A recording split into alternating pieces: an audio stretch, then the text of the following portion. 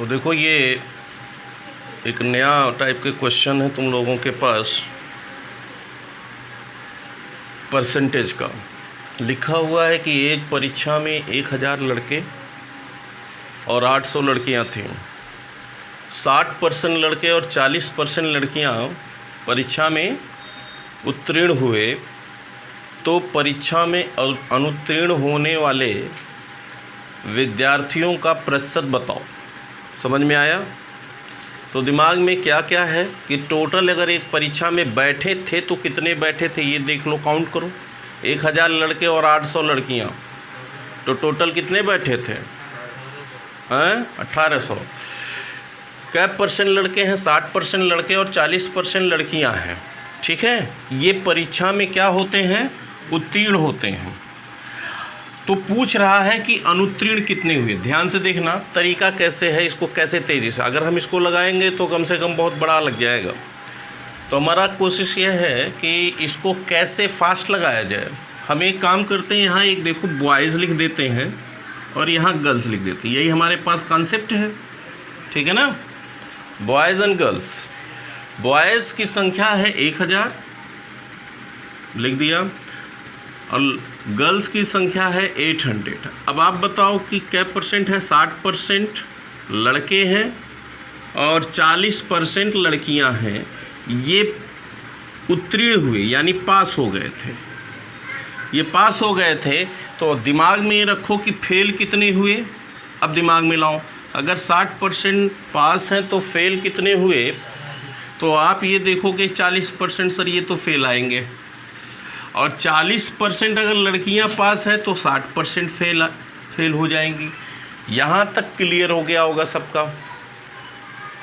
अब दूसरी बात यह है कि अगर 40% फेल हैं, 1000 में 40% फेल हैं, तो 1000 का 40% हो गया 400।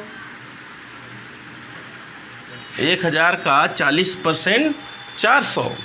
और अगर हम 800 का 60% ले लें तो आपको मिलेगा 6 8 48, 480। 480 लड़कियां फेल है। यहाँ तक क्लियर हो गया कॉन्सेप्ट।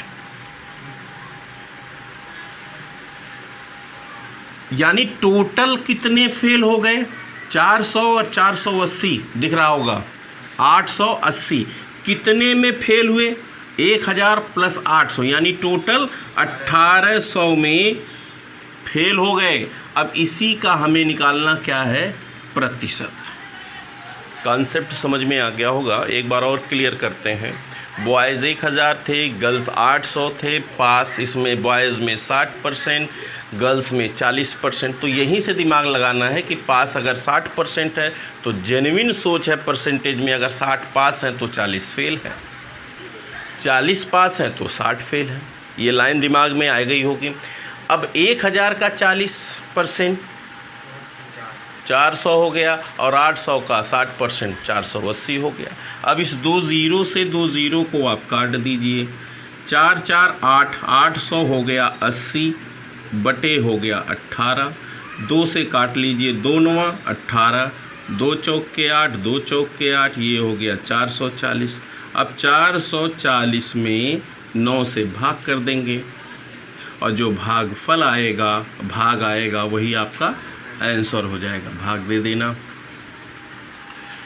दूसरी टॉपिक है, 2 संख्याएं हैं। तीसरी संख्या से जो इमेजिन करना है, 2 संख्याएं किसी तीसरी संख्या से क्रमशः 25% और 20% कम है, यानी 100 में 25 कम है और दूसरी संख्या 100 में 20 कम है। अब दिमाग दौड़ाना है, तो कह रहा है पहली संख्या दूसरी संख्या, ये भी मान के चलेंगे तो बहुत लंबा प्रोसीजर है। अब इसको देखो टेक्निकल वे में कैसे करते हैं। मेरे पास मान लो कि पहली संख्या और ये दूसरी संख्या मैंने ऐसे इंडिकेट कर दिया दिखाने के लिए, ठीक। पहली संख्या कितनी कम है? 25%, और दूसरी संख्या कितनी कम है? 20%। क्या कह रहा है? कम है। पॉइंट समझना, उतने में लग जाएगा। अभी देखना, 100 में 25 अगर कम है तो कितना बचा? 75। और 100 में 20 कम है तो बचा कितना 80। ये लाइन क्लियर हो गई। अगर कहता, अभी देखो यहाँ पर मैंने लिखा अधिक होता तो 125 हो जाता। अब ये आओ पहली संख्या मतलब यहाँ कौन सी 75, दूसरी संख्या मतलब कितनी 80 का कितना, तो 75/80 गुणे यहाँ आपको लिख देना है 100। सॉल्व कर लेंगे आपको आंसर मिल जाएगा। कहता दूसरी संख्या पहली की कितनी, तो 80 यहाँ होता और 75 यहाँ।